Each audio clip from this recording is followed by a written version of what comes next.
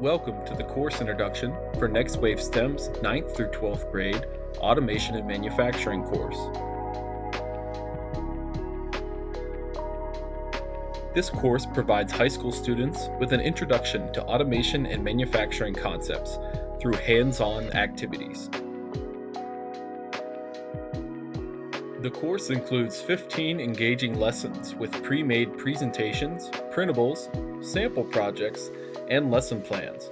No previous programming, electronic, or automation experience necessary. The course comes with a comprehensive materials kit, including a microbit controller, expansion board, conveyor belt kit, motors, a variety of sensors, and other tools needed to complete the activities in the course. The highlights of this course are centered around the hands-on projects.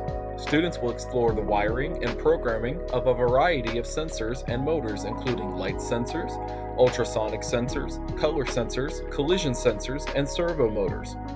Students will learn a variety of programming concepts through the use of block coding in Microsoft MakeCode.